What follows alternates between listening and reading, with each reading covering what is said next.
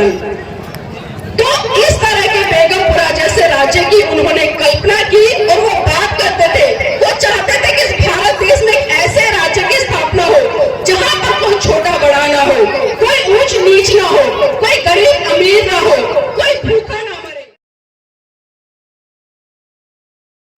सर्वप्रथम महाकाली तथागत बुद्ध को अपनी संकल्पनाओं के सुमन अर्पित करते हुए समस्त भारतीय नारी के मुक्तिदाता, बहुजनों के मुक्तिदाता, दुनिया का सूरज, ज्ञान का प्रतीक, संविधान के रचयिता परम पूज्य बाबा साहब को सशक्त नमन करते हुए बहुजनों को भारत में सत्ता के गलियारों तक ले जाने वाले महामान्यवर काशीराम जी को नमन करते हुए इस देश से पाखंडवाद को अपनी जूती की नोक से धराशायी करने वाले पेरियार जी को नमन करते हुए अपनी 20 बीघे जमीन को बेचकर सच्ची रामायण का इतिहास रचने वाले ललित सिंह यादव जी को नमन करते हुए इस देश में शिक्षा की अलग जगाने वाली राष्ट्रमाता सावित्री बाई फुले और ज्योतिबा फुले जी को नमन करते हुए और इस देश में एक अच्छे संत की उपाधि प्राप्त करने वाले संत शिरोमणि गुरु रविदास जी को सशक्त नमन करते हुए और आज इस मंच के माध्यम से तमाम यहाँ पर उपस्थित मेरे पिता तुल्य भाई बहन और मेरी मातृशक्ति के रूप में मेरी बहनों,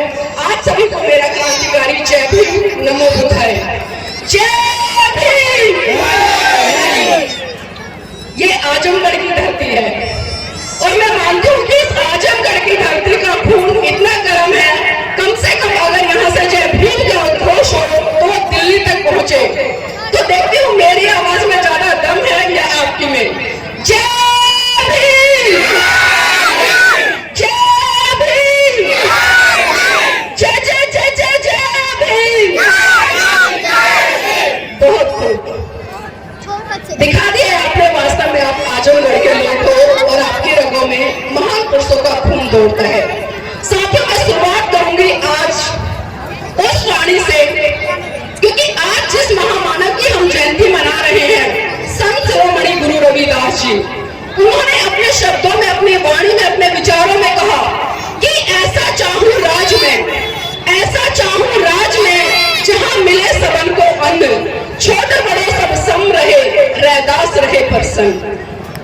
तो इस तरह के बेगमपुरा जैसे राज्य की उन्होंने कल्पना की और वो बात करते थे, वो चाहते थे कि भारत देश में एक ऐसे राज्य की स्थापना हो जहां पर कोई छोटा बड़ा ना हो, कोई ऊंच नीच ना हो, कोई गरीब अमीर ना हो, कोई भूखा ना मरे, सबके वस्त्र शरीर पर वस्त्र रहे। मतलब एक तरह से एक ऐसा राज्य जहां पर सबको सम्मान अधिकार मिले और एक दूसरे के साथ में करुणा मैत्री भाईचारे का संदेश देते हुए हम सब मिलकर आगे बढ़े और इस भारत देश को गौरवान्वित करने करें। और इसी कड़ी में साथियों, परम पूज्य बाबा साहब ने भी एक बात कही कि जो अपने घर की दीवारों पर लिख दो कि हम इस देश के शासक हैं। उन्होंने साफ साफ कहा कि राजनीतिक सत्ता वो चाबी है जिससे आपके लिए द्वार खुलते हैं। अगर हम यहाँ पर दोनों महान पुरुषों की बात करें तो दोनों ने एक अच्छे राज्य की, एक अच्छे देश की और सत्ता की बात करी। संत शिरोमणि गुरु रविदास जी ने जैसे कहा कि ऐसा चाहूं राज में जहां मिले सबन को अन्न, और बाबा साहब ने भी कहा कि जाओ मेरे बहुजन समाज के लोगों, इस देश की सत्ता पर काबिज हो जाओ। लेकिन क्या हमने इन दोनों महान पुरुषों के इन बातों को समझा, कितना जाना, कितना सोचा, कितना विचार किया, कितना इन चीजों को लेकर हमने मंथन किया? शायद नहीं किया।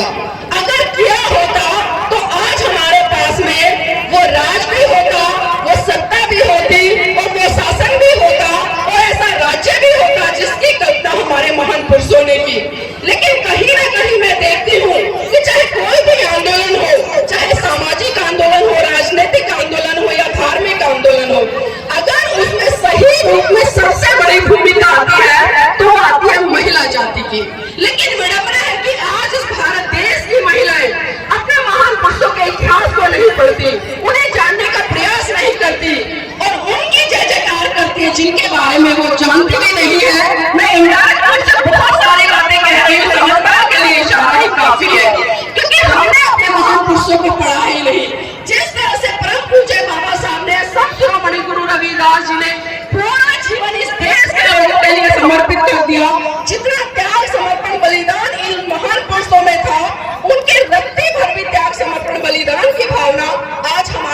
नहीं है। आज हमने तमाम तरह के संगठन बना लिए कि मैं अध्यक्ष, मैं सचिव, मैं उपाध्यक्ष, इस तरह की दौड़ में हम लगे हुए हैं। लेकिन क्या कभी हमने कल्पना की या कभी हमने सोचा या कभी हमने चिंतन मनन किया कि आज भारत देश का जो सिनेरियो है, आज एक अमीर अमीर होता जा रहा है और एक गरीब गरीब होता जा रहा है। मतलब एक अमीर और गरीब के बीच में इतनी बड़ी खाई बन गई है जिसको पाटना भी असंभव सा लगता है। लेकिन उसके लिए जिम्मेदार कौन? सत्ता पर बैठे हुए लोग या फिर हम लोग? अब सोचिए, इसके लिए जिम्मेदार कहीं ना कहीं हम खुद लोग हैं। क्योंकि साथियों, 5 साल के बाद में आपको मौका मिलता है एक अच्छे राजा को चुनने का, अपने सेवकों को चुनने का, लेकिन कहीं ना कहीं उसी समय हम बहुत बड़ी भूल कर जाते हैं। कहीं ना कहीं हम छोटे छोटे प्रलोभन में आकर बट जाते हैं। कहीं ना कहीं हम दारू के बदले में अपना कीमती वोट, जिसके साथ अनवर काशी राम जी ने बात की कि आपका एक वोट आपकी बेटी की इज्जत के बराबर है, लेकिन हमने उस वोट की वैल्यू को नहीं समझा और छोटे छोटे लालच में आकर अपने वोट की शक्ति को हमने खत्म कर दिया। और उसी का नतीजा रहा कि आज मनुवादी व्यवस्था के लोग मात्र 15-16% होकर इस 85% पर राज कर रहे हैं। और राज ही नहीं कर रहे हैं बल्कि लगातार इसका शोषण कर रहे हैं, इसके ऊपर अत्याचार हो रहे हैं। आज आपके पास में कुछ नहीं है। अभी पिछले दिनों जिस तरह से बहुत बड़े स्तर पर प्रचार हुआ कि भारत को हिंदू राष्ट्र होना चाहिए। अब एक बात बताइए, जो लोग लगातार भारत को हिंदू राष्ट्र समर्थन की बात करते हैं, भारत हिंदू राष्ट्र हो, इस तरह की बात करते हैं, मेरा एक सवाल उनसे ये है, क्या भारत देश में खाली हिंदू रहते हैं? भारत देश में मेरे साथियों हिंदू भी रहते हैं, मुस्लिम भी रहते हैं, बौद्ध भी रहते हैं, जैन भी रहते हैं, ईसाई भी रहते हैं।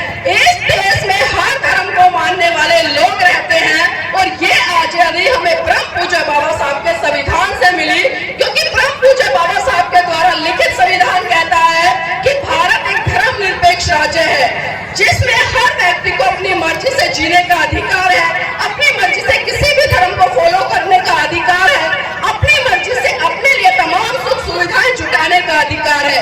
लेकिन आज कुछ % लोग इन बहुत बड़ी संख्या के अधिकारों को छीनने का काम कर रहे हैं। क्योंकि इसमें बहुत बड़ा कहीं ना कहीं मैं जो दोष पाती हूँ तो वो हमारा है। मैंने जिस तरह से बात करी, क्योंकि संत शिरोमणि गुरु रविदास जी, बाबा जी, बहुजन समाज से आने वाले तमाम संत गुरुओं ने आपके लिए अच्छे राज्य की कल्पना की, एक सुशासन व्यवस्था की कल्पना की, लेकिन हम उस दिशा में आज बिल्कुल नहीं बढ़ रहे हैं। हम सिर्फ एंटरटेनमेंट करते हैं, ताली बजाते हैं, नाचते हैं, झूमते हैं, जय भीम के नारे लगा लेते हैं, नमो बुद्धाय बोल लेते हैं, जय काशीराम बोल लेते हैं, संत शिरोमणि गुरु रविदास जी की जय बोल लेते हैं। लेकिन क्या खाली जय बोलने से इन महान पुरुषों की हम इस देश की सच्ची धरोहर को इस देश के लोगों तक बता पाएंगे या उन तक पहुंचा पाएंगे? क्या इस पर हमने कभी विचार किया? साथियों, बहुत ज्यादा एक तरह से मैं कहूंगी कि इस देश में डरावना माहौल बना हुआ है, लेकिन हमें जरूरत उस माहौल को समझने की। अगर मैं त्याग, समर्पण, बलिदान की यहाँ पर बात करूँ तो मैं परम पूज्य बाबा साहब के जीवन से जुड़ी हुई 2 घटनाओं पर प्रकाश जरूर डालना चाहूंगी। और उस पर प्रकाश डालने का मेरा उद्देश्य ये है क्योंकि यहाँ पर जितनी तमाम महिलाएं बैठी, बड़ी बहनें बैठी हैं, वो समझे कि आपके महान पुरुषों ने आपके लिए कितना त्याग, समर्पण, बलिदान किया है, जिनके त्याग, समर्पण, बलिदान के कारण आज आप ये स्वतंत्र जीत रही है। तो ये सोचने वाली बात है। मेरी बहनों, बात उस समय की है जब परम पूज्य बाबा साहब मुंबई हाईकोर्ट में प्रैक्टिस कर रहे थे। उनके पास अचानक खबर पहुंची कि साहब, आपका बेटा राजरतन बहुत बुरी तरह से बीमार है और अपने जीवन की अंतिम सांसें ले रहा है। ये बात सुनकर परम पूज्य बाबा साहब तुरंत घर दौड़े आए और जैसे ही उन्होंने अपने बेटे राजरतन को गोद में उठाया, राजरतन ने बाबा साहब की गोद में ही दम तोड़ दिया। ये मंजर देखकर माता रमाबाई बिलख बिलख कर रोने लगी और साहब का कॉलर पकड़कर कहने लगी कि साहब बस कीजिए, बस कीजिए साहब, बस कीजिए। आपके समाज सेवा के भूत ने एक एक करके मेरा पूरा परिवार उजाड़ दिया, साहब बस कीजिए। तो बाबा साहब कहते हैं कि रमा, रमा चुप हो जा, रमा चुप हो जा, तू तो रो भी सकती है, लेकिन मेरी तो आंखों के आंसू सूख चुके हैं क्योंकि प्रतिदिन मैं अपने समाज के हजारों बच्चों को मरते हुए देखता हूँ। रमा चुप हो जा। तो माता रमाबाई फिर कहती है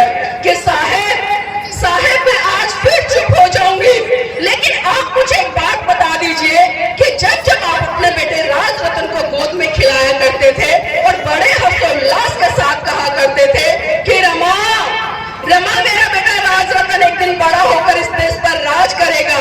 तो साहेब आज मुझे ये बता दीजिए कि आज राज रतन तो रहा नहीं, अब इस दुनिया में बड़ा होकर कौन राज करेगा। तो बाबा साहब फिर कहते हैं कि रमा रमा मैं भारत देश में एक दिन ऐसा काम करके जाऊंगा कि हर रमा की कोख से जन्म लेने वाला राज रतन इस देश पर राज करेगा, इस देश पर राज करेगा। लेकिन ये बात कितने लोगों ने समझी, ये बात कितने लोगों ने समझी और वो राजक्रम पूछे बाबा साहब आपको संविधान के अंदर लेकर गए, एक वोट देने तक से लेकर एक शासक बनने तक का अधिकार। लेकिन हमने इस वोट की वैल्यू को बिल्कुल भी नहीं समझा। और यहाँ पर अगर मैं बाबा साहब के समर्पण या त्याग की बात करूं तो दूसरा घटनाक्रम में उनके जीवन से जुड़ा हुआ है, उसको भी यहाँ पर बताना चाहूंगी। मेरी बहनों बात उस समय की है जब परम पूज्य बाबा साहब पीएचडी की डिग्री लेकर विदेश से महाराष्ट्र लौटे और जब महाराष्ट्र के लोगों को पता चला कि बाबा साहब भारत आ रहे हैं और महाराष्ट्र में आएंगे, तो महाराष्ट्र के लोगों ने एक विशाल भव्य कार्यक्रम का आयोजन किया कि बाबा साहब विदेश से आ रहे हैं तो क्यों ना उनका सम्मान सत्कार कार्यक्रम हम लोग रखें। और जब ये बात माता रमाबाई को पता चली तो माता रमाबाई के भी कहीं ना कहीं एक हर्षोल्लास मन में उत्पन्न हुआ और एक जिज्ञासा जगी कि जब इतने सारे लोग बाबा साहब के सम्मान सत्कार कार्यक्रम में जा रहे हैं तो क्यों ना मैं भी अपनी आंखों से प्रत्यक्ष रूप से उस कार्यक्रम को देखूं और उस कार्यक्रम का हिस्सा बनूं। लेकिन मेरी बहनों आपको जानकर आश्चर्य होगा कि माता रमाबाई के पास में एक भी ऐसी साड़ी नहीं थी जिसको पहनकर वो बाबा साहब के सम्मान सत्कार कार्यक्रम में जा सके। तभी उन्हें याद आया कि एक बार साहू जी महाराज ने सम्मान स्वरूप बाबा साहब को एक पगड़ी भेंट की थी और माता रमाबाई ने वही पगड़ी ट्रंक से निकाली और उस पगड़ी को अपनी साड़ी के ऊपर लपेटकर वो बाबा साहब के सम्मान सत्कार कार्यक्रम में पहुंच गई। अब एक बात बताइए, जिस महिला के जीवन साथी का इतना बड़ा मान सम्मान सत्कार कार्यक्रम हो रहा हो तो उस महिला को कहाँ होना चाहिए, कहाँ होना चाहिए, कोई भी बताए। मंच पर होना चाहिए ना, ऐसा ही है ना, मंच पर होना चाहिए ना। अगर मंच पर भी नहीं है तो कम से कम जो मंच के आगे पब्लिक बैठी है, जो पंक्तियां लगी हुई है, पहली पंक्ति में होना चाहिए। लेकिन आपको जानकर आश्चर्य होगा कि माता रमाबाई ना तो स्टेज पर थी ना मंच के सामने जो पंक्तियां लगी थी उसमें थी, मतलब दूर दूर तक भीड़ में माता रमाबाई कहीं नजर नहीं आ रही थी। बाबा साहब भी कहीं ना कहीं आस लगाकर, एक टकटकी लगाकर, एक उम्मीद लगाकर भीड़ में माता रमाबाई को निहार रहे थे, लेकिन दूर दूर तक माता रमाबाई उन्हें दिखाई नहीं दी। तो अचानक बाबा साहब की नजर भीड़ के पीछे एक पेड़ था और उस पेड़ के पीछे एक महिला खड़ी थी जो चुपके से बाबा साहब को दूर से निहार रही थी। बाबा साहब बिना कुछ कहे समझ गए कि वो भीड़ के पीछे जो पेड़ है और उस पेड़ के पीछे जो महिला खड़ी है वो कोई और नहीं बल्कि वो मेरी जीवन संगनी रमाबाई है।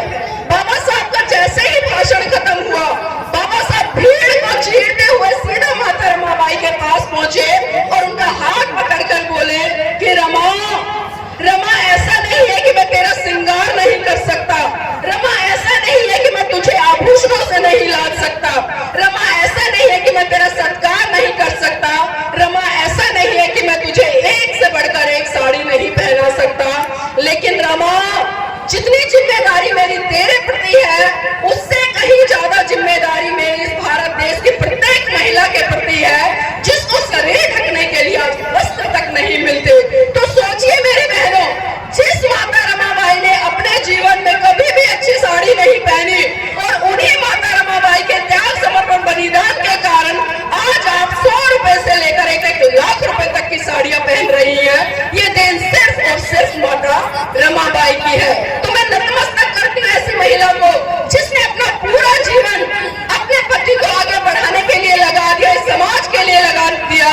मैं कहती हूँ जिस दिन मेरा समाज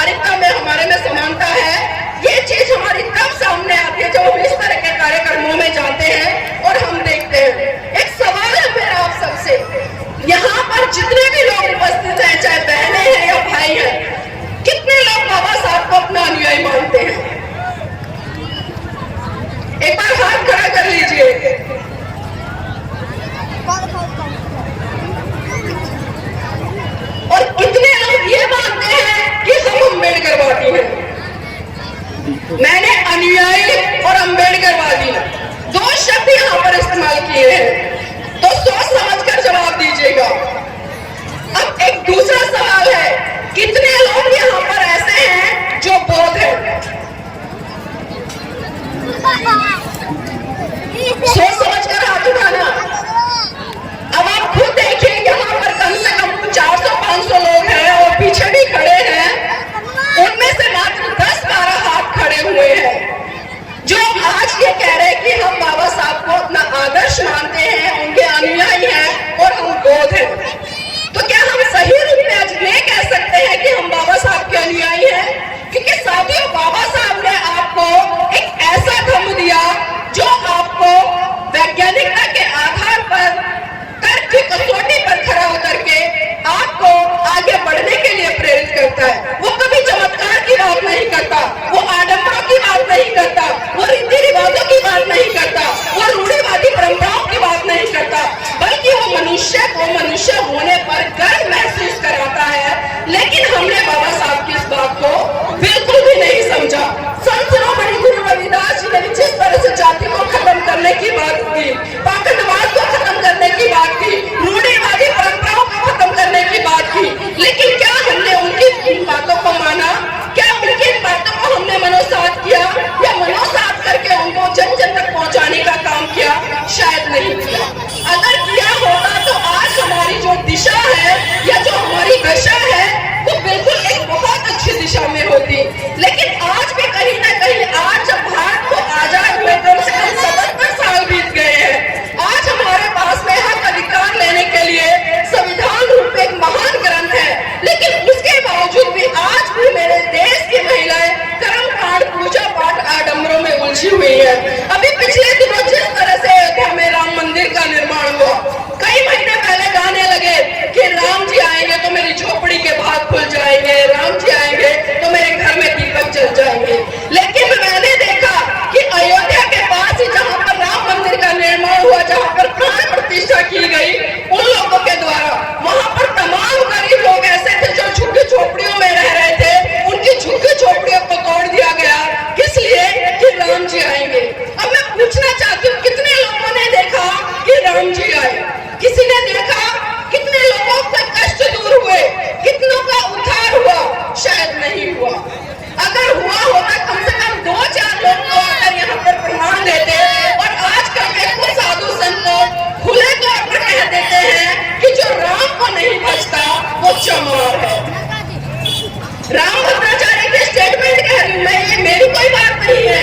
अभी पिछले दिनों जिस तरह उन्होंने कहा कि जो राम को नहीं भजता वो चमार है, अगर इसको हम सकारात्मक रूप से देखें तो इस देश में बहुत सारे लोग रहते हैं, मतलब राम को भजने वालों की संख्या बहुत कम है, तो पूरा भारत देश, पूरा विश्व एक तरह से चमार हुआ।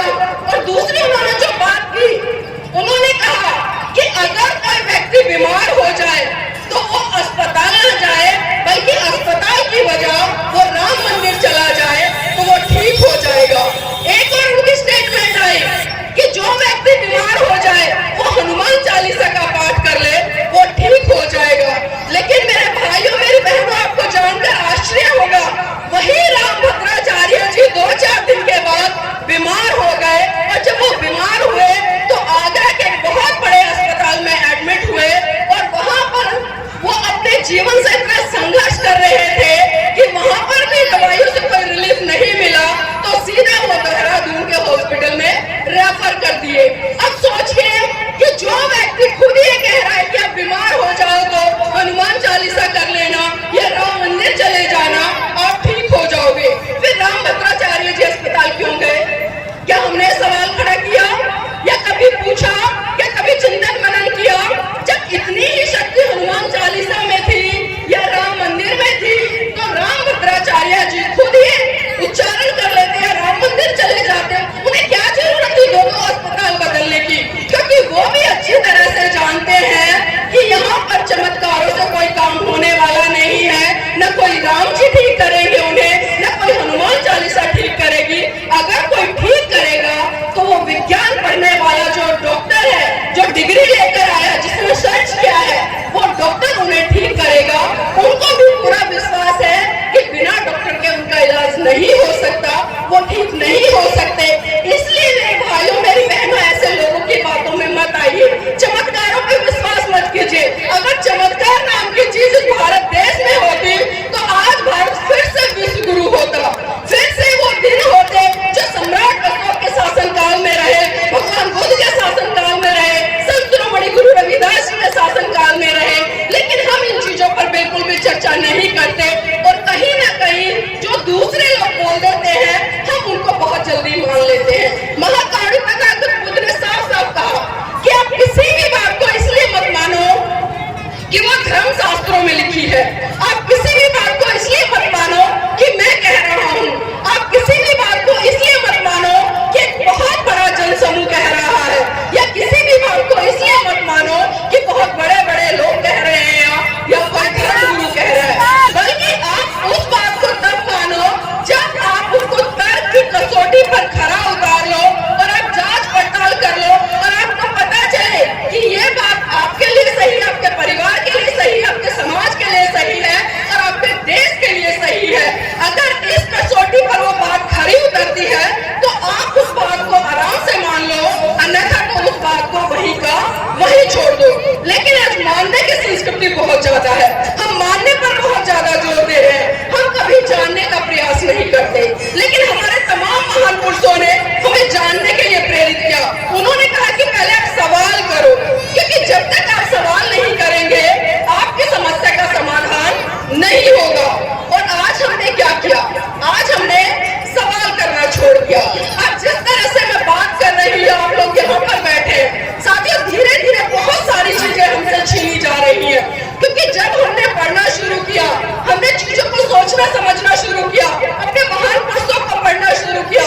जिस तरह से संत शिरोमणि गुरु रविदास जी ने कहा कि मन चंगा तो कटौती में गंगा, हमने कितना उनकी बातों को समझा, लेकिन दूसरे लोगों ने उनकी इस बात को बहुत अलग तरीके से बताकर हमारे बीच में प्रसारित करने का काम किया। तो ये चीजें भी हमें कहीं ना कहीं सोचनी होंगी कि आज धीरे धीरे जो हमसे एजुकेशन छीनी जा रही है, और उसका बहुत बड़ा कारण है क्योंकि हम पढ़ेंगे तो सवाल करेंगे। इसलिए सीधा जो मनुवादी लोग हैं या शासन पर बैठे हुए लोग हैं, उन्होंने सबसे पहला प्रहार आपकी शिक्षा पर किया, आपसे शिक्षा छीन ली, क्योंकि आप ना शिक्षित होंगे, न तर्क वितर्क करना सीखेंगे, न सवाल करेंगे, तो इससे अच्छा उन्हें कोई और उपाय नहीं लगा कि इनसे शिक्षा छीन लो। और जिस तरह से मेरे देश का युवा आज बेरोजगार घूम रहा है, चारों तरफ हाहाकार हो रही है। आज आप देखिए आंकड़े उठाकर, जो डॉक्टर है, इंजीनियर, पीएचडी लोग हैं, वो बेचारे कोई चाट की रेडी लगा रहा है, कोई चाय बना रहा है। मतलब समझ सकते हैं आप क्या हो रहा है इस भारत देश में। तो मेरे साथियों, मेरी बहनों, मैं सिर्फ इतना ही कहना चाहूंगी, अगर हमें अपने महान पुरुषों की जयंतियां मनानी है, उनके इतिहास से रूबरू होना है, तो सबसे पहले हमें उनको पढ़ना पड़ेगा और पढ़कर अपने समाज के प्रत्येक बच्चे से लेकर महिला तक को जागरूक करना पड़ेगा।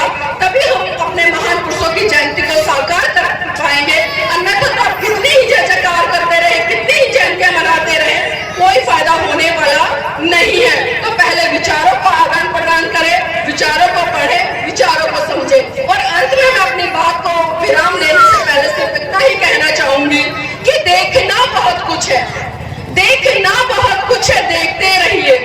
देखना बहुत कुछ है, देखते रहिए। करना बहुत कुछ है, करते रहिए। समाज आज भी बलिदान मांगता है, पर सच तो ये है मेरे साथियों, आज आपसे आपकी जान नहीं बल्कि आपका ईमान मांगता है, आपका ईमान मांगता है।